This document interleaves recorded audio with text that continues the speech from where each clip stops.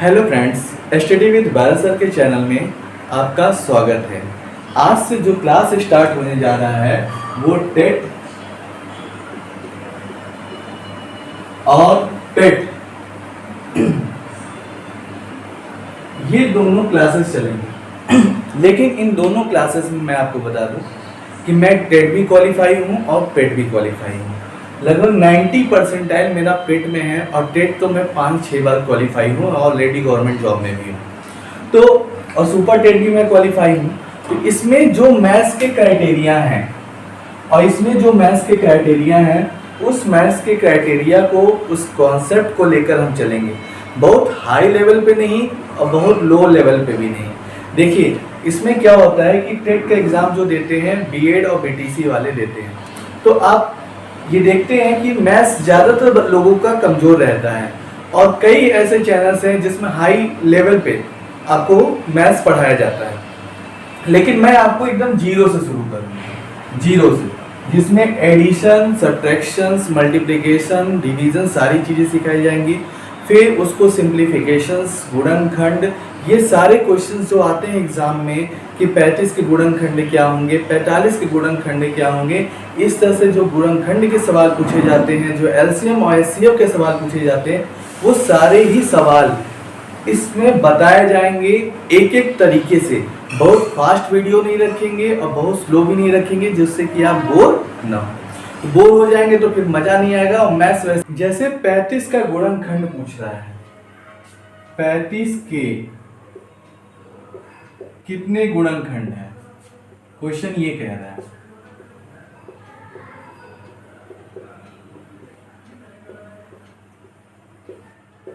पैंतीस के कितने गुणनखंड है, तो ये 35 हो गया। अब 35 देखिए किस किस संख्या से कट रहा है। 1 से कट रहा है, 3 से नहीं कट रहा है, 5 से कट रहा है, 7 से कट रहा है और स्वयं 35 से कट रहा है, 35 से कट रहा है। तो इस तरह से 35 के कुल कितने गुणनखंड हुए, 1 2 3 4। आंसर कितना आ गया, 4। ये 4 गुणनखंड हुए। जैसे 8 का गुणनखंड निकालना है हमें, तो 1 से कटेगा, 2 से कटेगा, 4 से कटेगा, 8 से कटेगा।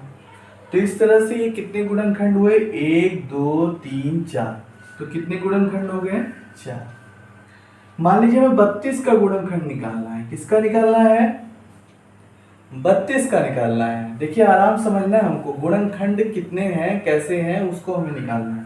तो 32 किसके किससे कटेगा, किसके किसके संख्या में 32 आएगा, 1 आएगा ही आएगा, 2 आएगा, 2 से 32 कटता है, 2 1 2, 2 6 12, 3 से नहीं कटेगा, 4 से कटेगा, 4 बटे 32 आता है, 8 चौक 32 आता है, 16 दूनी 32 आता है और स्वयं 32 आता है।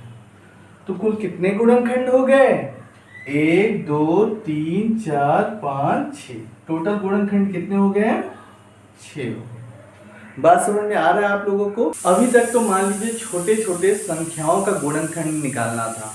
अब लेकिन बड़ी संख्या आ जाए तब उसका गुणनखंड कैसे निकालेंगे हम लोग, आइए देखते हैं। जैसे 240 का गुणनखंड निकालना है, कितने गुणनखंड हैं इसके, तो देखते हैं, समझते हैं। इसी में हम नियम भी बता देंगे, क्योंकि अगर हम नियम अलग से बताएंगे तो आपको समझ में नहीं आएगा। तो हम लोग क्या करते हैं, 240 का एलसीएम लेते हैं। 2 120, 2 60, 2 30, 2 15, 3 5 और ये 5। ठीक है।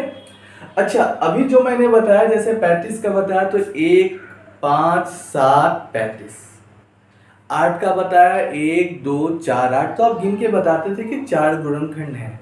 लेकिन अगर हम 240 को ऐसे लिखना चाहें तो 1 से कटेगा, 2 से कटेगा, 3 से कटेगा, 4 से कटेगा, 6 से कटेगा। इस तरह से बहुत लंबी संख्या जाएगी और लग जाएगा आपका समय, अब हो जाएंगे आप परेशान।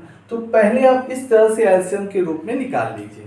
अब देखिए क्या करेंगे, 2 कितनी बार है, 1 2 3 4। तो 2 के पावर 4 लिख दीजिए। 3 कितनी बार है? एक बार है, 3 के पावर 1 लिख दीजिए। 5 कितनी बार है? तो 5 के पावर 1 लिख दीजिए। ऐसे आपने लिख लिया। गुणनखंडों की संख्या कैसे करेंगे? गुणनखंडों की संख्या कुछ नहीं करना है, जितनी पावर है सब में एक एक पावर जोड़ते जाएंगे। 4 है तो 4 + 1 इंटू 1 + 1, फिर यहां पे भी क्या है? 1 + 1 कितना हुआ ये? 4 1 5, 1 1 2 और 1 1 2, 5 में 10 दूनी 20। टोटल कितने गुणनखंड होंगे इसके? 20। निकालना चाहेंगे तो आप कमेंट सेक्शन मुझे लिख के बताइएगा।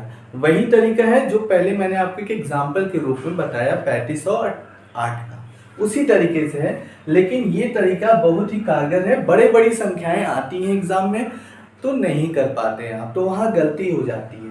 ये एक तरीका है। एक दूसरा क्वेश्चन मैं बताने जा रहा हूं, वहां पे भी आप समझिएगा। जैसे 500 आ गया, अब 500 का गुणनखंड कैसे निकालेंगे? वही तरीका है। 500 एलसीएम लेंगे 2, 250 आएगा, फिर 2 से करेंगे 125 आएगा, फिर 5 से करेंगे 25 आएगा, फिर 5 से करेंगे फिर 5 आएगा, और फिर इस तरह से ये 5 आ जाएगा। अब गुणनखंडों की संख्या हमें निकालनी है। गुणनखंडों की संख्या कैसे निकलेगी? गुणनखंडों की संख्या वेरी इजी, बहुत अच्छा तरीका मैं आपको बता रहा हूं, बहुत ही सिंपल है। ठीक है, गुणनखंडों की संख्या कैसे निकलेगी? 2 कितनी बार है? 2 बार है तो 2 का स्क्वायर, 5 3 बार है तो 5 का क्यूब। फिर क्या करेंगे? मैंने आपसे कहा गुणनखंडों की संख्या निकालनी है तो जितना पावर है उसमें 1 जोड़ते जाएंगे, 2 में 1 जोड़ देंगे पावर में, फिर इंटू लगा देंगे, 3 में 1 जोड़ देंगे, कितना हुआ? 2 1 3 और 3 1 4, कितना हुआ? टोटल 12 गुणनखंड। तो ये 12 गुणनखंड हो गया। ठीक है, तो 500 में कितने गुणनखंड होंगे? 12 गुणनखंड होंगे। ये टेट के एग्जाम में आया हुआ क्वेश्चंस है और बच्चे गलत कर देते हैं, और जो करते हैं वो बहुत ज्यादा टाइम लेते हैं। तो हमें टाइम बचाना भी है और हमें गणित सीखना भी है। अब मैं आपको एक होमवर्क दे रहा हूं आपको 900 का। 900 का गुणनखंड बताइएगा कि कितना होगा। ठीक है, मिलते हैं फिर नेक्स्ट क्लास के साथ।